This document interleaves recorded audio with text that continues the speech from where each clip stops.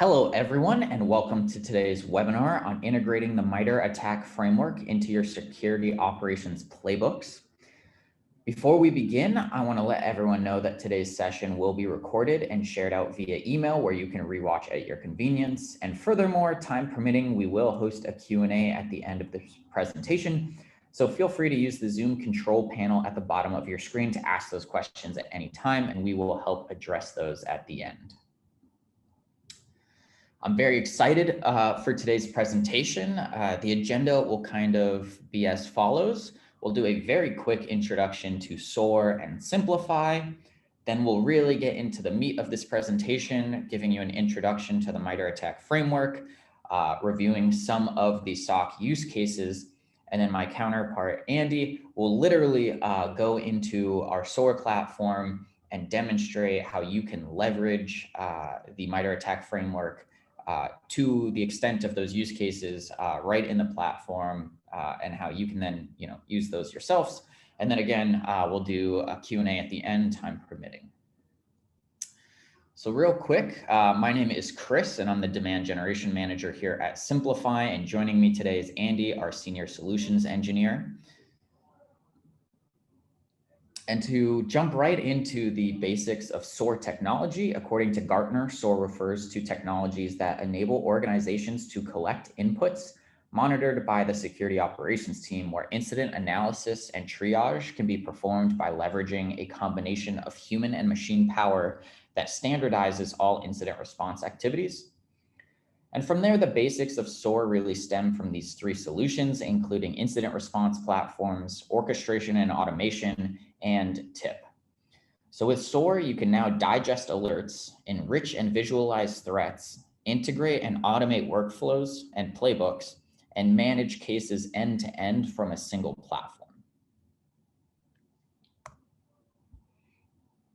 And specifically about Simplify, we're rooted in security operations, or as we like to say, we were born in the SOC. Our company was founded by security operations experts who worked in government SOCs and then went on to train dozens of both military and civilian SOCs from around the world. They founded Simplify and developed our company based on their experiences and everything that security operations teams need to succeed. We're the leading independent security operations platform, and we're trusted by the biggest and best enterprises and MSSPs from around the world. Many of the Fortune 500 companies and Gartner Magic Quadrant MSSPs trust us as the platform to run their security operations day in and day out. And that's clearly reflected in our Gartner Peer Insights reviews, where we're the #1 rated SOAR platform. So jumping into the meat of today's presentation, the MITRE ATT&CK Framework. So obviously, if you're here for this webinar, you likely already are aware of MITRE and what the MITRE ATT&CK Framework is. But just as a quick reminder and to level set today's discussion, the MITRE ATT&CK Framework is a globally accessible knowledge base of adversarial TTPs, tactics, techniques, and procedures based on real-world observations. And this was really sort of the next evolution of the Lockheed Martin kill chain that outlines the phases of a cyber attack. And in addition to the literal framework and the analysis of TTPs and so on, MITRE also helps bring the cybersecurity community together to collectively develop more effective security practices. And sort of another branch of the MITRE ATT&CK Framework is the attack evaluations program that actually tests security vendors, including EDR, for example, and publishes how successfully they were at detecting and responding to the latest threats. I know, for example, I previously worked at Carbon Black before joining Simplify, and we took the MITRE ATT&CK evaluations very seriously. It was very important to us. MITRE doesn't necessarily recommend or say like this vendor's the best. They just simply publish the results from the testing that they provide. So really, there's a lot of value that the MITRE ATT&CK Framework provides. And so when discussing the value, obviously it's pretty extensive, but I've sort of highlighted this into three primary pillars. The first of which is education. So not all security analysts have the knowledge or experience really to have seen every single attack before, and moreover had to remediate every single threat. And not only does this help guide them through investigations, but even for SecOps veterans, MITRE can also help identify the latest threat vectors and trends as they evolve. And that education then informs the decision-making in the SOC, right? So the information that the MITRE ATT&CK Framework provides informs flows when it comes to investigations. It informs response processes and recommended remediation tactics. It can inform decisions on what security solutions to use in your SOC. Like as mentioned, they do the evaluation programs. And then I think finally, when it comes to speed, I think this is really the primary value of the framework. And that is obviously time is of the essence during active attacks, and integrating the MITRE ATT&CK Framework directly into your workflows and directly into your SOAR playbooks. As you'll see from Andy, you can get the information you need to save a significant amount of time during investigations so you can swiftly respond and remediate those threats. And I think across all of these values really is the operational sort of gains you get from the MITRE ATT&CK Framework. Because sometimes as individuals, like when we think MITRE ATT&CK, maybe you only think of the evaluation program and the recommendations when it comes to solutions to implement. But clearly this can also help optimize your processes within the SOC. And so when it comes to those processes within the SOC, obviously there's a number of use cases, and I'm specifically just going to highlight at a very high level a few for the SOC analyst and the SOC manager. And then obviously Andy will dive into and show you these in real time and what that looks like. And I think it's worth noting that depending upon your role in the organization and the maturity of your organization, that's going to influence how you implement the framework into your playbooks and workflows, and thus the value it then provides. But starting with analysts, as mentioned, the framework can truly inform the investigation of an attack, help identify the threat, and again, even recommend mitigation and remediation steps. I've been harping on this, so I won't even go into it since Andy is going to really show you the power there. But then for SOC managers, the framework can actually help you identify threat trends and make data-driven decisions. You can map the threat vectors that you're specifically facing back to the stages of the MITRE ATT&CK Framework and the stages of the kill chain, which you'll see. And you can actually report on key information up to stakeholders. And then again, obviously, you can fine-tune your existing security stack. But by integrating the framework into your playbooks, you can really see the power of the information it provides. And again, that's literally what Andy is going to show. So I'll actually I'll wrap it up there and hand things over to Andy now, who's going to walk through a demonstration of these use cases, actually looking at how the Simplify platform can help you leverage the MITRE ATT&CK Framework in your workflows and playbooks and day-to-day operations. I will pass over to Andy. Awesome. Thank you so much, Chris. Thank you so much. Hi, everyone. So yes, my name is Andy Shepherd. I will be leading on the technical side today. I'm going to share my window just now. Chris, just let me know that I'm coming through loud and clear and that's sharing okay? Yep, you sound great and look great. Wow, I look great. Fantastic. So yes, so for anybody not familiar with SOAR, we're going to look at today just very briefly what SOAR is. We're not going to go through too much details, but also ways that we've been able to basically bake MITRE into the platform. And as Chris says, there's two reasons there. One is for the analyst, very tactical, but there's also the overhead for the manager, which is a bit more strategic. So before we look at that, just a few minutes roughly on SOAR, for anyone that's not up to speed on it. But the idea of SOAR is that we are basically, it's a mixture of case management, automation, ensuring that processes aren't deviated. And the way we do all that with all the enterprise things you would expect, like SLAs, KPIs, MTTRs, all the good acronyms, is that fundamentally SOAR, and Simplify, is about ingesting an alert or a case management change or something like an API, or maybe we're watching a mailbox and we're pulling in those emails as they come in, within seconds. And fundamentally, to start with, every time we get an alert, we bring it into the platform, we start to map out all the entities that we found in the alert, and then we can start to run a playbook. So here's a very simple example of a playbook on my screen. So what we can do is we can start off by mapping the alert, then we start to do maybe a mini playbook of enrichment. So you can start to see there as we start to click in, we were able to basically drill down and look inside that playbook if we go deeper.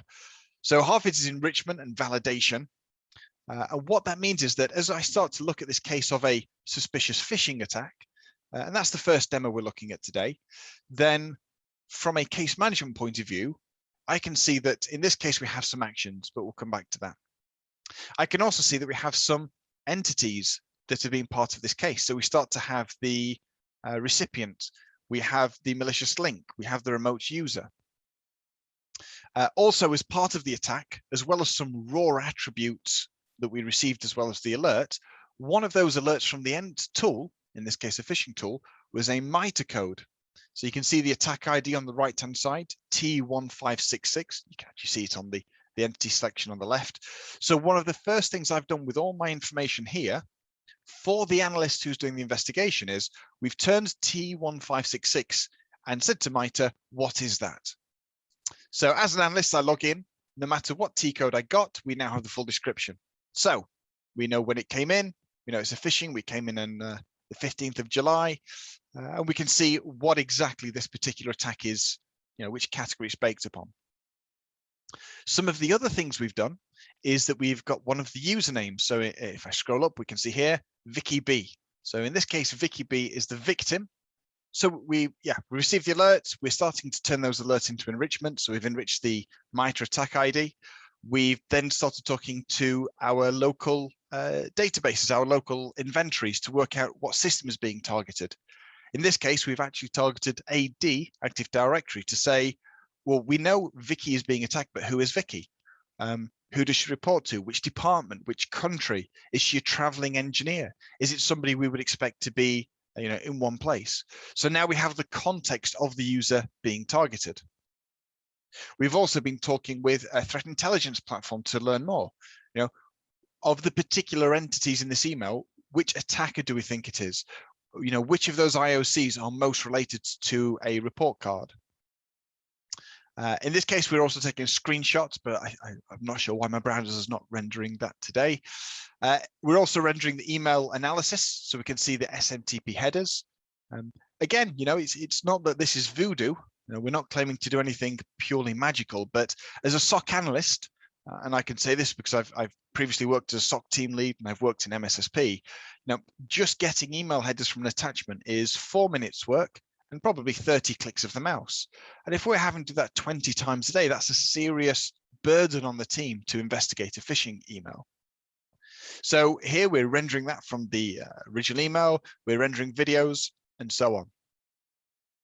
So as you can see, what we've done within probably 10 seconds of receiving this alert is that we've extracted every entity and turned that into context. So as an analyst, if I'm the analyst logging in the morning, I can see this case. And it could be that maybe we had 20 cases overnight and maybe 19 of them using automations and using playbooks was able to close itself by proving a false positive, by checking that the attack wasn't real or by seeing maybe it was an internal pen test that we'd had approved. And we can do that basically with playbooks. So in this case, we had the one alert, and this is one alert that we didn't close. And that playbook over here that's gone through and doing all the different work for me is basically stopped. And it has said, is there a malicious IOC found? Now, a playbook is able to do this automatically, but one of the best practices that I like to talk about with SOAR is having control points in for humans to say, yes, I agree, this is going right. So in this case, for this one particular alert, I can respond to this question. So this particular question here that was logged 35 minutes ago, and we can look down all the evidence presented, make the question, make the answer, and then essentially by pressing go, we're giving the approval for the playbook to continue and start doing some of the other work for me. So obviously here we've talked about enrichment and validation, but maybe some of the other work is sending an email to the victim and saying, did you know? Maybe we start searching other people's mailboxes to see if the attacker's coming in elsewhere. Maybe we start pushing the URL to a firewall or to a proxy or to an EDR solution. And again, we're doing that all automatically as part of a playbook. So as you can see with this page, we're not taking the human away from the decision. We're not hiding the fact that an attack's happened, but we're just automating the repetitive work that people rush, and sometimes we make mistakes. So I think this alone is really quite cool. We've turned an alert into a story. We've contextualized it. We've given you a story. We've given you a decision, and SOAR can then help us basically make that quicker, make it safer. But by having something called threat-centric grouping, which we'll look at now, we can make this even more impressive.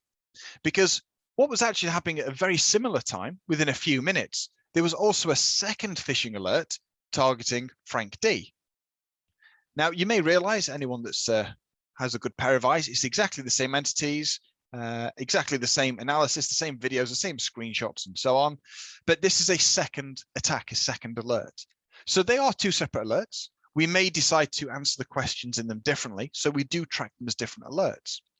But because the way Simplify is doing the grouping, it means that every time a new alert comes to Simplify, whether that's via a SIEM, mailbox, directly to a technology, whether it's via case management, what we do is we analyze that case. We then see if there's a previous case already open that has enough in common. So when we log this first phishing ticket, Simplify just saw one single alert. A few minutes later, when the second alert came in, Simplify analyzed the alert and said, do I have any cases on the left open where this alert should be? And it realized that it was so similar to this first alert, we grouped them together in the same case. A few seconds later, we had a third alert. This one's attacking Jackie, but again, all the attributes are the same. But then fourthly, we also had a very simple DLP event. So this is like a data loss prevention tool, alerting via a SIEM with a different set of entities. Now, typically what could happen in a SOC is that these alerts go to different people. They are investigated separately. We don't see that it's part of a larger attack. We're just looking at one artifact, one event from one alert. However, because what we're doing with Simplify is threat-centric grouping, this tab on the left tells me to look at the case overall.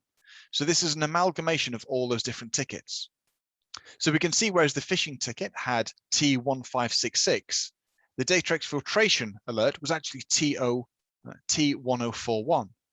So as I look at the case as a whole, and these alerts have been grouped automatically based upon users and attributes, we can now start to map out more of the framework. So we can see that initial access was detected. We can see that exfiltration was detected, but nothing else. We've basically just shown that from all the alerts coming to the SOC, we had no visibility on discovery or collection. We've seen no lateral movement, no command and control, no privilege escalation. Now, this tells me something. It tells me either we don't have the visibility we're expecting that we want, or maybe this type of attack didn't start to cross too many different stages. I've talked about how we've grouped that together. So in this page, as we're looking at a high level, we can start to see this. We see the high level overview from MITRE. We can see all outstanding actions across all alerts, so we don't have to go drilling down. We can see raw copy of the alerts that came to us. We can see the high level threat intelligence as we've been doing MISP, virus total, passive total, maybe the checkpoint threat intel or DShield. As we come down, we can start to see how those different alerts have been put together. So we can see down here that our T codes are on the map, but they're not directly connected to a domain. And that's because in this case, they were part of the process. But we can also see how the attacker's sender address has been relating to the recipients and all those different entities. So I think this is really the key takeaway from today for me, is that, it's very easy for a solution to attach an attack ID. It's pretty good if they can then also start to map out the description and map to the mitigations. But by using SOAR, by doing all those extra enrichments, and by doing that clever automatic threat grouping, we're actually starting to tell more of a story. Again, this is about working on a case, working on an attacker, rather than just working on an alert.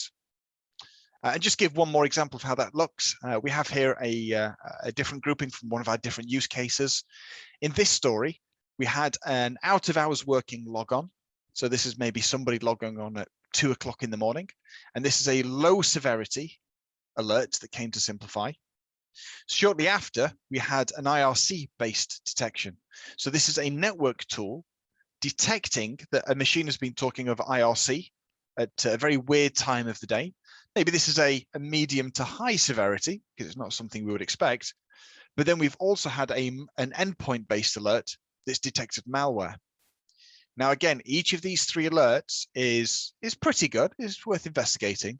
But because enough of these had a correlation, if we look at based upon the username and pivoting on the username and the host name, we're actually able to see that the access was detected, the persistence was detected, defense and evasion was detected, execution was detected, and command and control.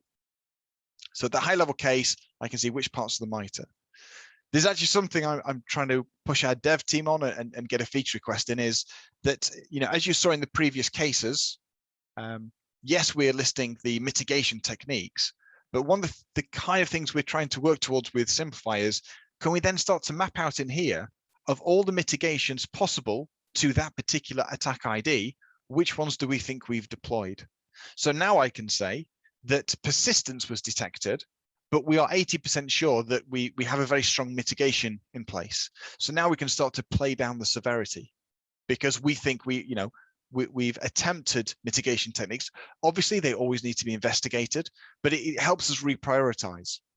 If we go back to this phishing campaign, the fact that we can see the exfiltration happening, maybe we're going to use that as a way to base this upon a critical severity. Maybe we push this up the prioritization queue, whereas an attack where all we've done is seen the detection, then maybe we then start to use that logic to base the severity as a low severity, or maybe a low priority, because we can see that they haven't got all the way through the stack. And again, it's that kind of correlation, maybe even playing with MITRE Navigator as a way to map out those different codes and color code between them. But by grouping the alerts, we can see how far through they get, we can base the severity, we can base the priority, and then we can even start to do heat maps. Maybe if I look at all the cases, seen by a Simplify over the last 6 months, we can start to pick up different columns. So we always pick up detection. We sometimes pick up lateral movement.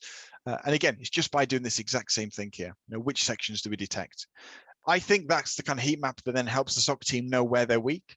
Obviously, there's the MITRE grid on detect, prevent, identify. Again, that's something I'm trying to push the dev team to look into. But yeah, I think I'll leave it there today. We've not really talked about reporting or role-based access control or threat intelligence or crisis management, but hopefully that's just a high-level view on some of the ways that we're baking MITRE into Simplify to help the team. So to help the analyst identify how far you've got in an attack, but also identify to management, where the different SOC teams are strong. With that, Chris, I don't know if there are any questions that came up in the background, or if anything to see us out for the last few minutes, if that's raised any thoughts by anybody. Yes. So we actually have already had a couple questions come in. I think this is great, actually, if you keep your platform up so you can show us directly in there. But the first question, which is more about Simplify than MITRE, but is our platform multi-tenant? Yes, exactly. And the way we're doing this is that we are basically, the entities that we observe here in the alerts are stuck into a particular environment. So an environment is our technology for multi-tenancy. So everything you see here is specifically locked into one customer, so it's never going to merge. We have separated databases.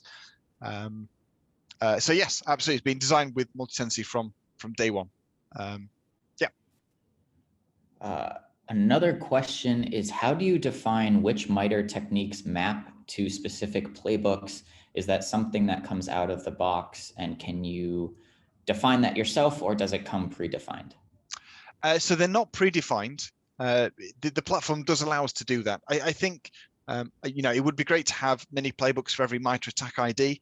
I think that becomes really confusing when different companies have got different vendors.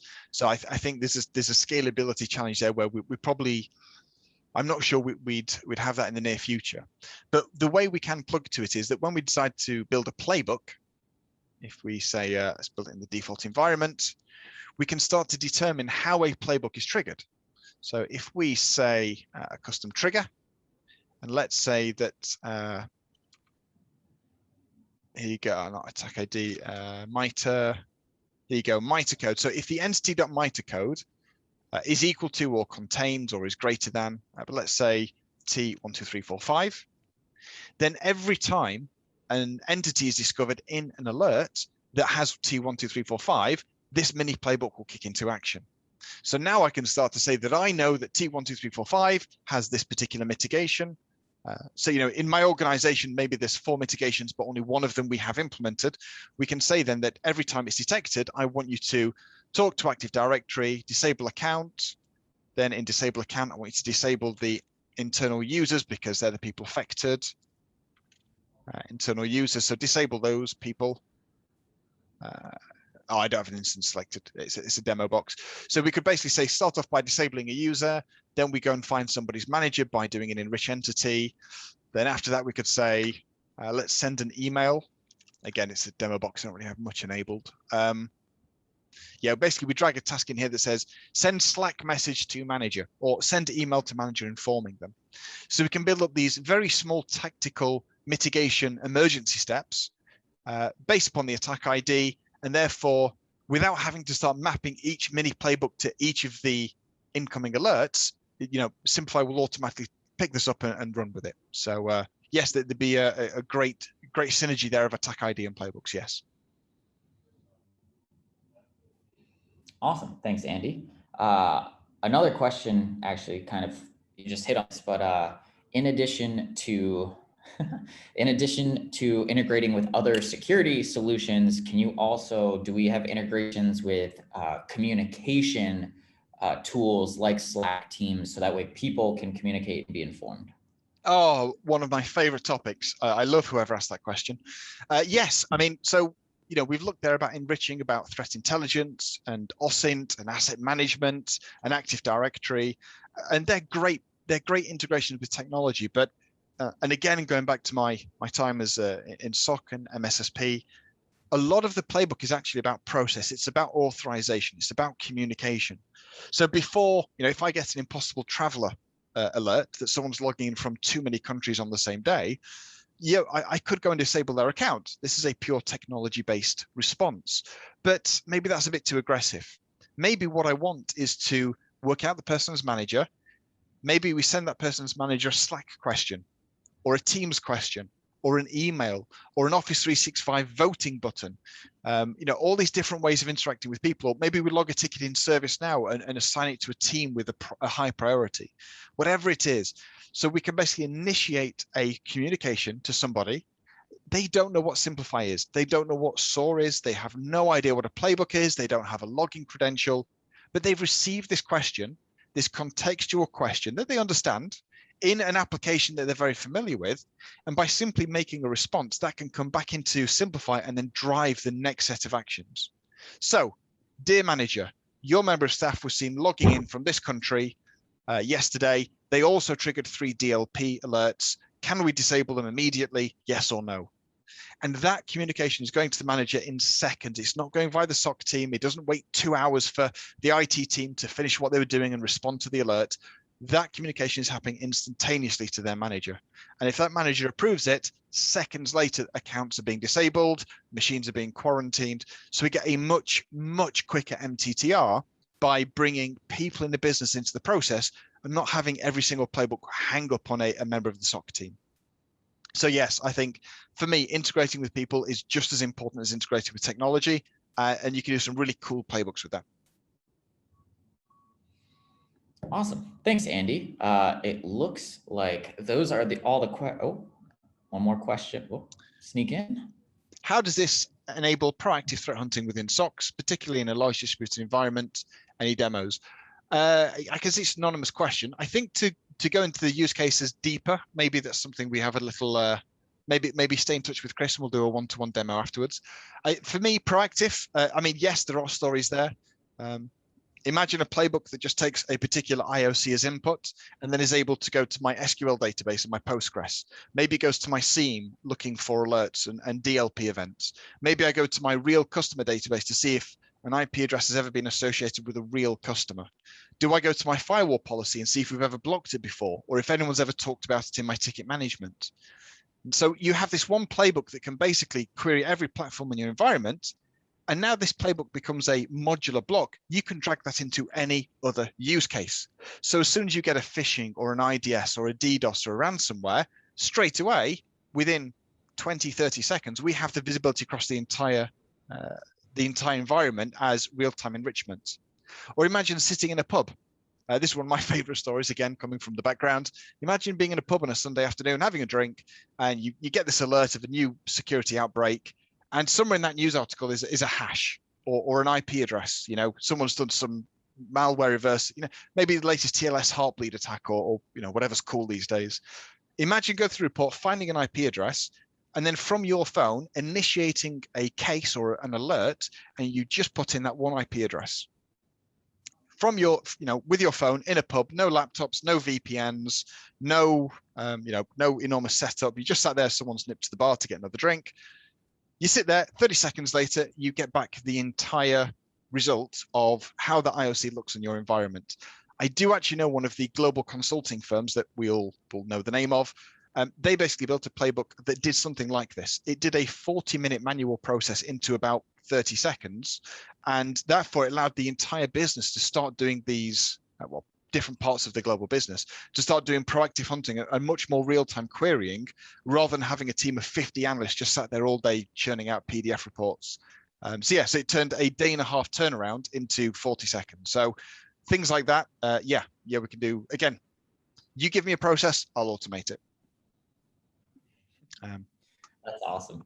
And I can actually include as part of the follow-up, in addition to recording of this webinar, I can also share a recording of another webinar, not to like beat webinars to death, but we hosted a webinar with SANS just a month ago about threat hunting with SOAR and using threat intel and MITRE and sort of informing that process as well. So I can include that in the follow-up too. But awesome. I think that's what we have time for today. Before we go, I just wanted to quickly mention that we also here at Simplify, we do have a community edition of our platform. It's free to download, and you can genuinely go from zero to hero with ready to deploy use cases from our marketplace within the community. You can build real playbooks, integrate your existing security solutions, ingest and respond to your real security alerts. And in addition to, you know, trying out SOAR for the first time, you actually also get access to our Slack community once you download the community, where you can then join a group of, you know, security operations experts and SOAR professionals around the world within our Slack, and you can discuss various use cases, problem solve, all of that great stuff. And so if you visit simplify.co/community, you can download and gain access there. So with that, thank you all again for joining us. We sincerely appreciate it. If you do have any additional questions, please hesitate to reach out and we'll help you any way we can. So enjoy the rest of your days.